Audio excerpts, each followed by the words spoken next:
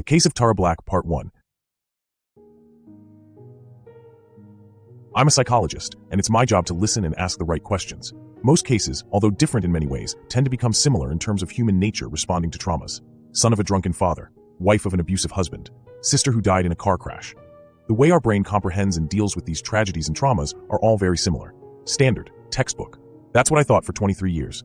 That's what I thought until I met Tara Black. Case number 752.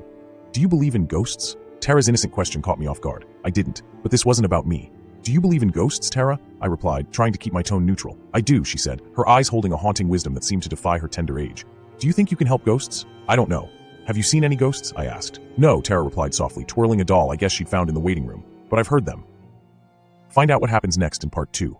Oh, and what have you heard? I prodded gently, hoping to coax more information. I'm not supposed to say, she replied, her eyes casting a shadow of fear. As the conversation reached an impasse, I decided to approach the topic from a different angle. Tara, I want to help you. I need to understand what you've been through. You can trust me. She hesitated, her gaze fixed on the floor. It's Mommy, she whispered. What about your mommy? I asked. She hurts me, Tara said quietly.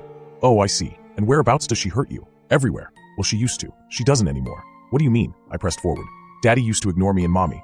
I still miss him though, I guess, she said, her voice hollow. Find out what happens next in part 3. Tara, I don't understand. What happened? I asked, my pulse quickening. Last night, Mommy said she'd had enough, and even though I screamed for Daddy to come and help me, she just kept hurting me over and over and over, and Daddy never came.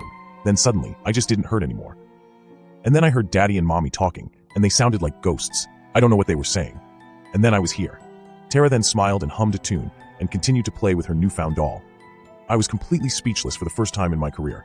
All I could do was tap my pen against my desk and stare at her. The tune she was humming cast an unnerving atmosphere, and I nervously looked down at the case files scattered upon my desk. That's when I noticed it. Find out what happens next in part 4. Case number 752. The file read, Nora Blake. Wait, what? I quickly looked up from my desk to find an empty room. No Tara, no doll, no humming. My phone vibrated. A news alert had just appeared on the screen. The headline read, Body of 8-year-old Tara Black found last night. Suspected suicide. Find out what happens next in part 5.